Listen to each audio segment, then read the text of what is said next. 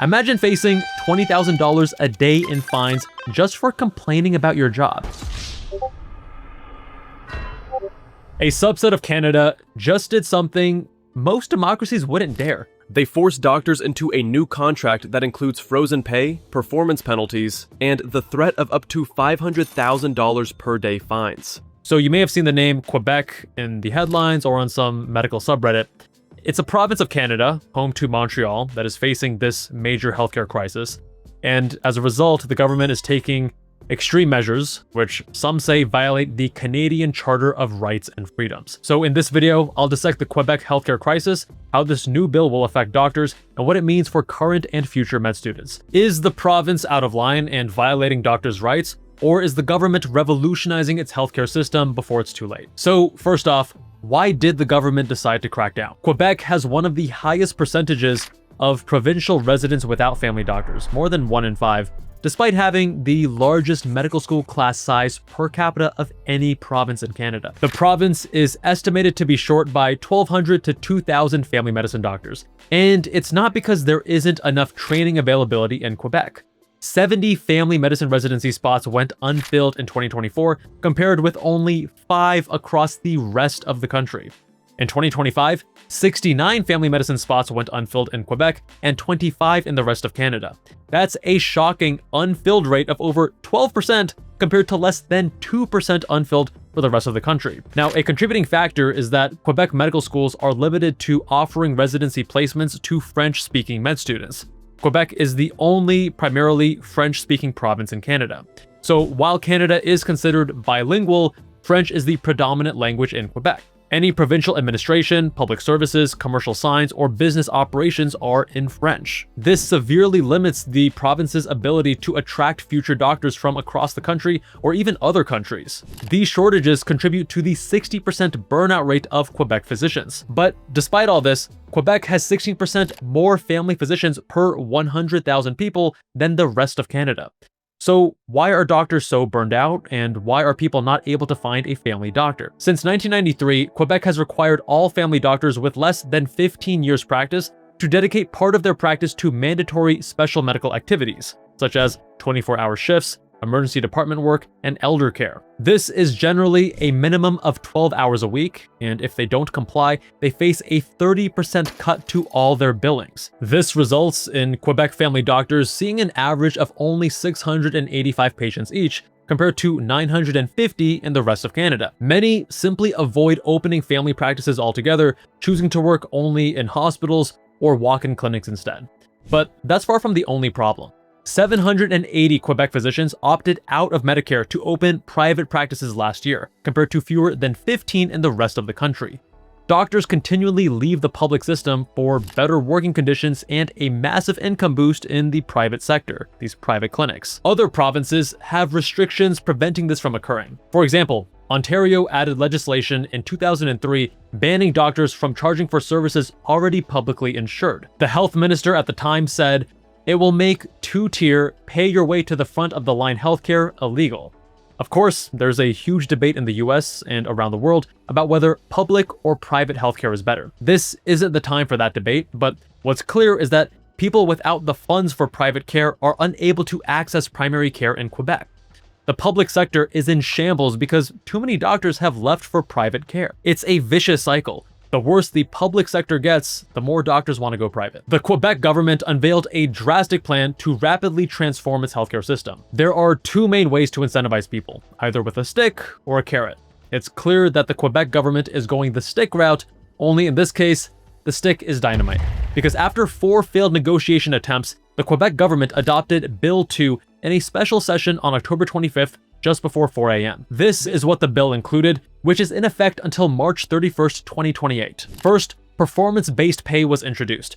15% of doctors' annual salaries are now tied to performance indicators, such as the number of patients seen and the complexity of cases, with collective bonuses for hitting targets. The bill aims to create 16.5 million appointment slots per year and ensure that 98% of surgeries are performed within 1 year of the request. Next, doctor salaries are now frozen. So in addition to potential financial performance penalties, the bill locks in current compensation for at least 2.5 years. And even when inflation eats into their earnings, Quebec doctors are locked in until 2028. Next, permission is required to leave the Quebec public system. Santé Quebec, the new provincial health corporation, must approve the request based on criteria like the availability of doctors in that region and whether the doctor's departure would have negative consequences for patients in that area. Essentially, they could be blocked from changing practice types even after the mandatory 5 years. Large penalties will be enforced for non-compliance or simply speaking up about the bill. Groups that take concerted action to challenge the government face fines of up to $500,000 per day, and individuals face fines of $20,000 per day. And they can be fined up to $200,000 per day if they practice outside the public system before the mandatory 5 years are up. And not $200,000 per year, but $200,000 per day. You heard that right. Currently, non-compliance is vague, with the government's examples of concerted action, including 3 doctors leaving the same hospital at the same time or inciting a professional to leave the province to work elsewhere. Basically, your every move will be watched with the risk of huge fines if you don't comply or speak out against the bill. Now, doctors are obviously unhappy about these changes, which they had no say in, with many saying they don't have the resources to meet the targets proposed in the bill. Doctors claim that the bill puts more administrative burdens on doctors, burdens that are already leading to physician shortages.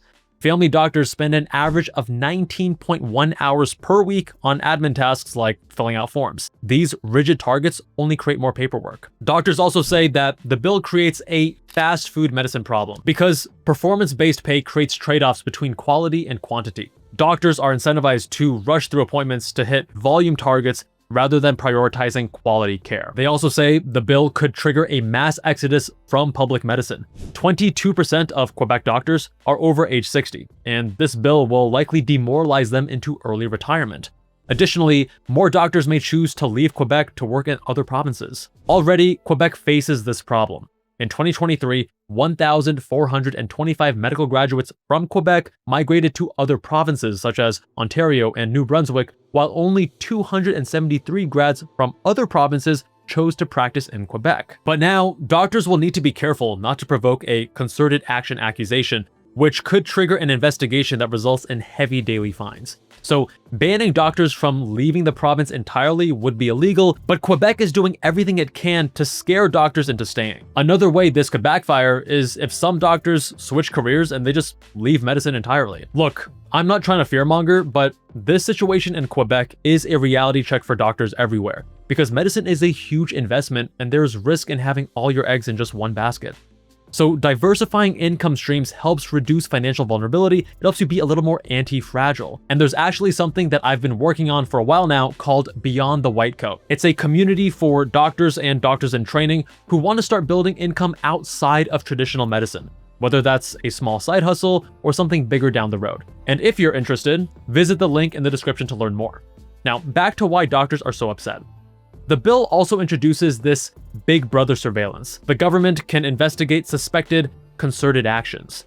The surveillance includes centralized data monitoring and a mechanism for aggressive, warrantless investigations into medical offices and records when collective action is suspected. The bill is authoritarian. Doctors and many in the public argue that the rules, surveillance system, and fines are an attack on fundamental rights like freedom of association and the right to protest.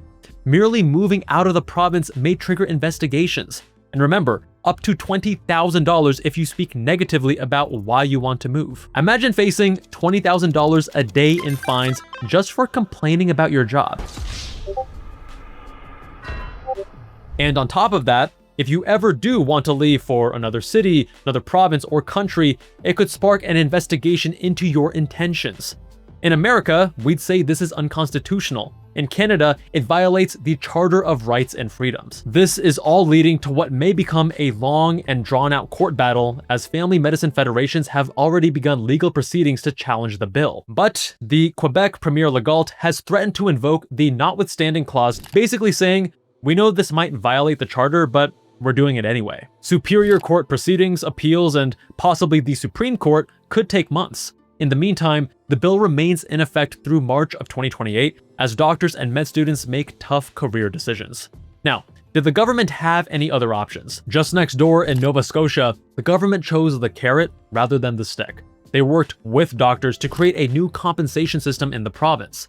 In 2023, they negotiated a payment model based on hours worked, panel size, and services delivered, resulting in a 20% increase in compensation for family doctors. They added retirement benefits and financial incentives rather than reduced pay, fines, and control. Since April 2024, the small province has recruited 205 new physicians, a 90% increase in family medicine compared to the previous year. The waiting list dropped from over 160,000 to less than 116,500 in months. Nova Scotia doctors chose to participate because the terms address their concerns, incentivizing current doctors to stay and also new doctors to join. While right now it's the doctors in Quebec who are outraged, if the plan fails to produce the intended results, the real victims is going to be the patients. Should I cover the controversial topic of public versus private healthcare in a future video? Let me know in the comments and check out this video on doctor shortages in the US.